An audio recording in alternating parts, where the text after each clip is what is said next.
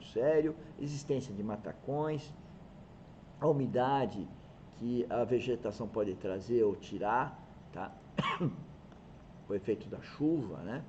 A ausência de programação de investigação geotécnica e investigações, deficiências de drenagem e infiltração, né?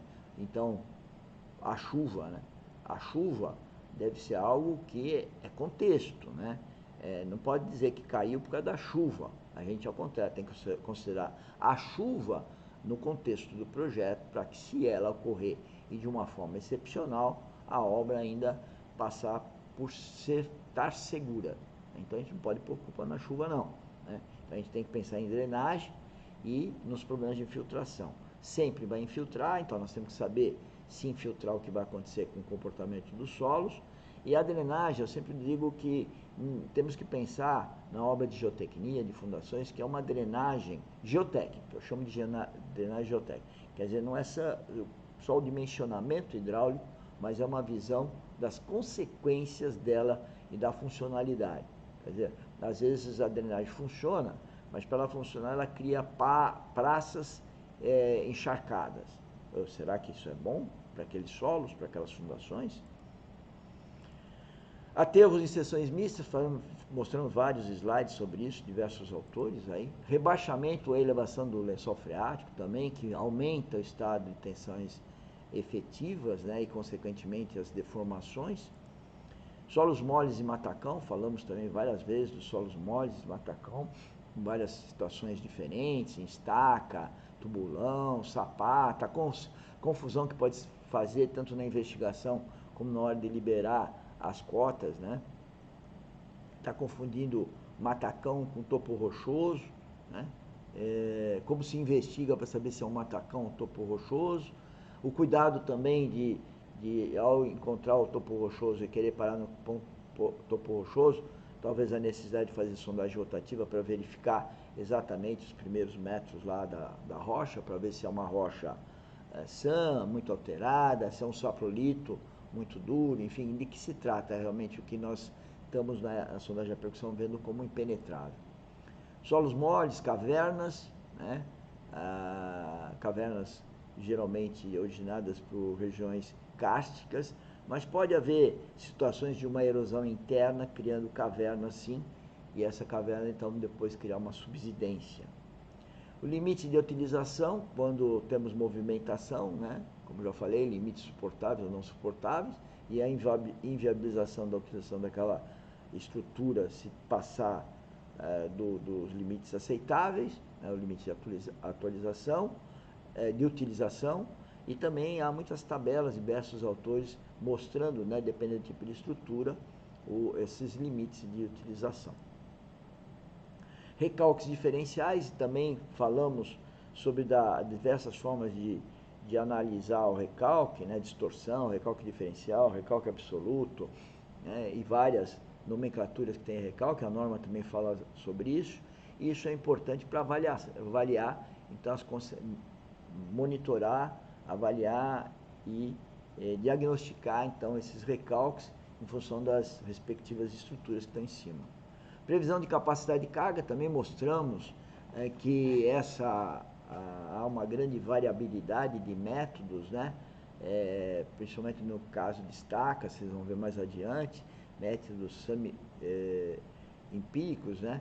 Que levam a muita dispersão. Lembrar que sempre que se usa correlações vale para um determinado local, não pode se estender ela para todas as regiões, tem que ser cauteloso em usar essas correlações, a gente vai falar mais disso a seguir, mais avante. A variabilidade, né? Tanto a dispersão de resultados, como a variabilidade de métodos de cálculo e também a variabilidade do terreno, né? Aquela história de você ter um terreno, fazer uma sondagem, e aí você escava e depois faz a sondagem de novo e dá outro resultado. Então tem solos que isso acontece, e naquela transparência a gente viu a variabilidade dos valores da SPT. Então às vezes pode ter o mesmo solo, mas o valor de SPT varia um pouquinho, mostrando que os solos nunca são iguais. O problema é que a variabilidade dele pode nos levar a considerar aquela região representativa, mas não que solos sejam pontualmente iguais, são similares, são considerados similares. A história dos carregamentos infusos, né, colocação de uma tubulação do lado de uma sapata, ou vice-versa, uma escavação, um túnel do lado de uma fundação, ou uma fundação do lado de um túnel existente, né? Enfim, você tem uma sapata que foi projetada a 1 metro de profundidade, depois na hora de fazer você faz a 2, e você tinha uma carga horizontal, ou aparece uma carga horizontal de empuxo por alguma razão, causada por uma outra estrutura do lado, ou quando ela muda de cota, aparece um momento na sapata. Então, a pessoa desavisada vai achar que uma sapata tem 1 metro, 1,5 metro, eu não vou pôr a 1 metro, vou pôr a 3 metros, é a mesma coisa. Não é a mesma coisa, não, né? Temos que avaliar isso. As investigações ou o programa de investigações geotécnicas, não só as investigações geotécnicas, são muito precárias ainda no Brasil, há uma cultura muito tacanha, né, muito atrasada com relação às investigações geotécnicas e, consequentemente, ao programa de investigações geotécnicas. Esse programa ele deve ser dinâmico, interativo, de tal sorte a interagir com o que está acontecendo para a gente poder ajustar, mas a prática que a gente vê é uma coisa muito à cega, que alguém manda fazer a sondagem no campo e o cara vai lá e faz um furo. Ele, na verdade, não está fazendo uma investigação, ele está fazendo um furo, né? E isso acaba levando ao homem não ser utilizado de uma forma plena, né? Vem aquela história do conhecimento trino, conhecimento pleno, né? A pessoa tem que ter a prática de fazer, saber por que está fazendo, e a consequência e a questão ética, não só no plano horizontal como no vertical, de não fazer uma coisa com amor, né? Com amor ágape. O desconhecimento dos mecanismos de ruptura, de deformação, fenômeno de colapso, expansão, enfim, o efeito da água no solo, infiltração. Falamos todos esses problemas, complexidade de carregamentos, né? Às vezes carregamentos que precisam ser analisados bem, esforços dinâmicos, enfim, complexidade. E a rigidez das vigas de equilíbrio, ou rigidez de uma certa forma das vigas também, não só as vigas de equilíbrio, a viga alavanca, enfim, e problemas de distribuição de cargas. Tração, fissura, emendas e estaca, de uma forma geral, estacas aí de concreto, emendas também, não só de concreto, como de aço e de madeira.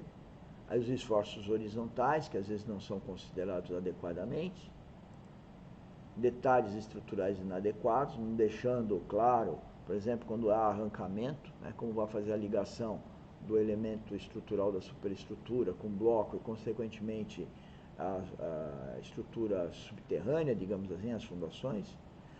A estimativa da tensão admissível e a verificação na obra se ela corresponde ao previsto, né? Métodos executivos, falamos bastante disso e nas últimas horas aí de aula a gente falou muito sobre problemas construtivos em todas as estacas, né?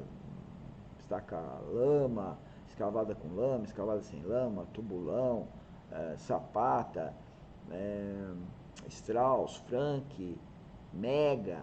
Então tem muitos problemas que estão aí. O atrito negativo, né, foi falado bastante também, a descontinuidade ou continuidade do fusto, a laje de conformação de um terreno que vem para chegar numa estrutura rígida, ou seja, sobre estaca. Você deve pensar nessa laje, ainda mais sabendo que haverá um recalque do lado, né?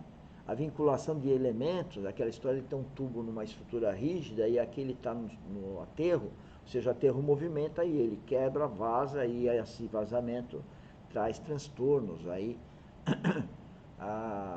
ao comportamento de solos, podendo levar a recalques. Liberação de cotas de assentamento inadequadas, liberação dessas cotas, compactação inadequada, quer dizer, ou aterros mal feitos, ou compactação mal feita de estruturas da própria vala de sapatas, ou qualquer galeria, ou qualquer tubulação, né? Pode levar a problemas de fundação, as canalizações, a reconstrução delas, ou fazer as canalizações, o efeito induzido, estacas que estão do lado, né? ou fazer uma estaca do lado, o efeito que pode ter no talude da escavação, na estrutura da canalização,